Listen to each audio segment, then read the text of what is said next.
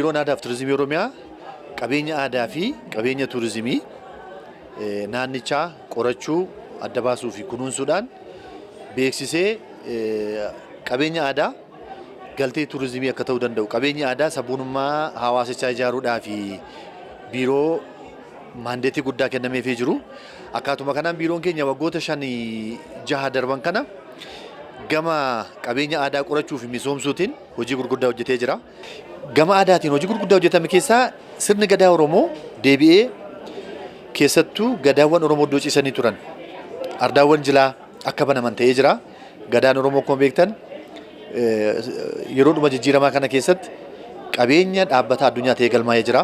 Kana qofaallee miti iddoowwan seenaan duraa kan akka Malkaa Qunxurree qabeenya dhaabbataa UNESCO ta'ee akka galmaa'u hojjetee jira. Hojii yeroo dheeraa hojjeteen kana qofaa miti qabeenyi uumamaa hambaa dhala namaa ta'ee akka galmaa'u paarkiin biyyaalessaa gaarreen Baalee akka galmaa'u godhee jira.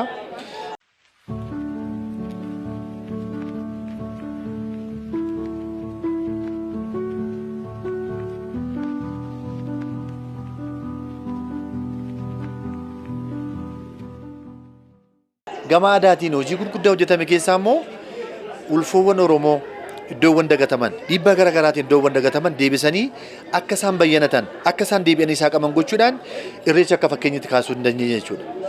Irreecha Horoo Finfinnee waggaa dheeraa booda yeroo dhiyoo kana keessa kan deebi'e jijjiirama keessaa biiroon keenya mootummaa waliin ta'e akka deebi'u kan ta'e irreecha deebisuu qofaatu hin taane malkaawwan irreechaa hedduun akka misooman ta'anii jiru.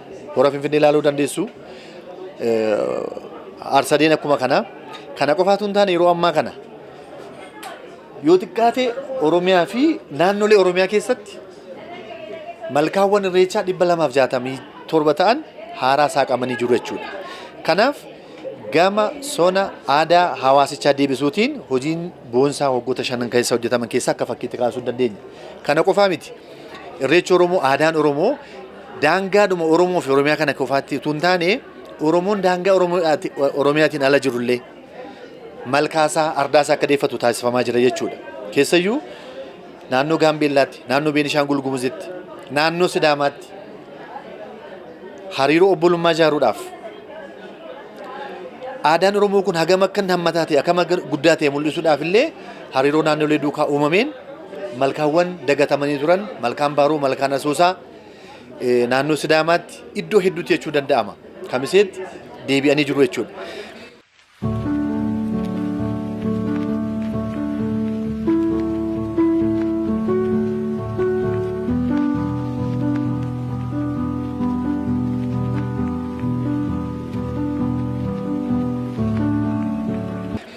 Aadaawwanii fi sonawwan Oromoo deebi'an keessaatii Goobee fi Shinooyyeedha. Goobee fi Shinooyyeen irreechi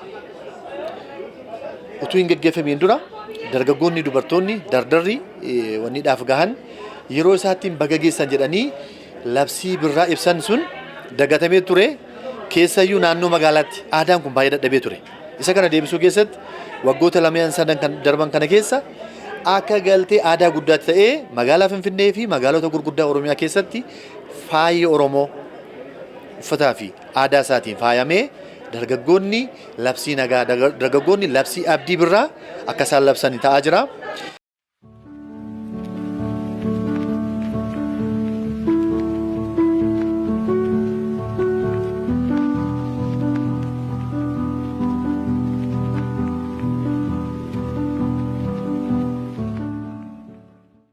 Gama afaan Oromootiinis hojii gurguddaadha biiroon kun kan hojjete jechuudha. Keessayyuu afaan Oromoo afaan hojii mootummaa naannoo Oromiyaati.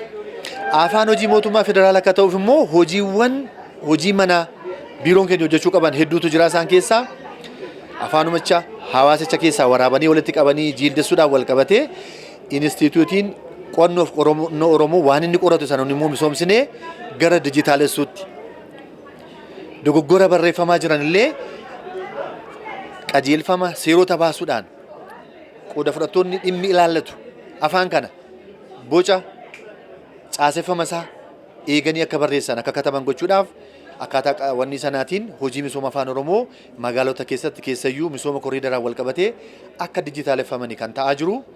Ayyaanonni garaagaraa guddina afaan Oromootiif galtee ta'uu danda'an guyyaan afaan dhalootaa manneen barnootaa keessatti dhaloota biratti akka kabajamuuf hojii gurguddaadha kan hojjechaa turre.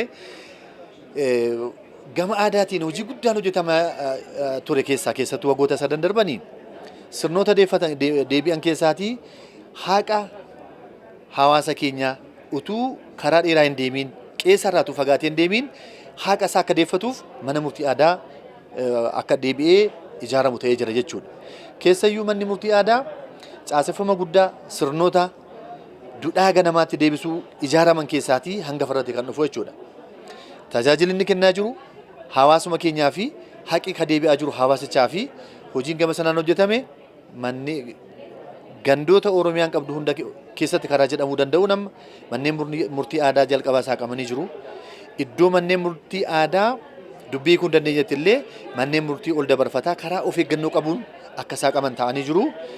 Achi keessatti dhimmoonni dhiyaatan mana murtii idilee biratti wal bira qabnee gaafa laallu karaa wal qixxee ta'een tajaajila kennaa yeroo jechuudha. Abbootiin keenya abbootiin gadaa jaarsi biyyaa hangafoonni dhimma kana gaafa laalan miindaan kaffalamee miti. Bilisaan hawaasa isaanii keessaa dhugaa galchaafii jiru jechuudha. Iddoo baay'eetti mana murtii idilee keessatti hanqinoonni raawwii mul'atan sun mana murtii aadaa biratti karaa hawaasa keenya aara galfachiisuu danda'uun hojiin hojjetame hojii boonsaadha. Milkaa'ina jalqabame kanatti fufsiisuudhaaf gama aadaatiin hojii guddaan yeroo ammaa kana labsamee jiru haaromsa aadaa Oromoo bu'uurarraa hojiitti kuudha. Haaromsa aadaa Oromoo jechuun waa hundumaan iyyuu aadaa Oromoo, afaan Oromoo, aartii Oromoo, sonawwan Oromoo isa dagatamee ture deebisanii dadammaqsu. Kan duraan jiru sana immoo caaseffama ittiin hawaasni keenya jiruuf jireenya isaa jijjiiratu, dinagdee isaa jijjiiratu goonee bocuudhaaf hojiin hojjetamu xiyyeeffannaa olaanaadhaan guutuu Oromiyaa keessatti labsamee jira. Gama kanaan bu'uurarraa aadaa Oromoo gara fuulduraatti fiduudhaaf, aadaa Oromoo guddisuudhaaf, addunyaatti mul'isuudhaaf haaromsi aadaa Oromoo labsamee jiru kallattii xiyyeeffannaa misooma aadaa Oromoo ta'eetu labsamee jira jechuudha. Gama kanaan hojiin qorannoo, hojiin misoomaa afaanii, iddoowwan seenaa keessattuu seenaa goototaatiin wal qabatee seenaa fi seenessa dogoggoraa Oromoo bira ture sana sirreessuudhaan wal qabatee hojii xiyyeeffannaadhaan hojjetamaa jiru. Magaalota Oromiyaa keessatti maqaan dagataman, addabaabayiiwwan dagataman, yaadannoo karaa qabaachuu danda'amin ijaaramaniitu kan isaan jiranii gara fuulduraattis hojiin kun cimee akka deemu gama damee turizimiitiinis hojii wal fakkaatu piroojektootaan deeggaramee qabeenya adda baasuun hojiin misooma isaanii, hojiin beeksisa isaanii caasaa dhimmi ilaalu duukaa hojjechuudhaaf biiroon keenya koomitimentii guddaadhaan hojjechaa jira jechuu barbaadeetani.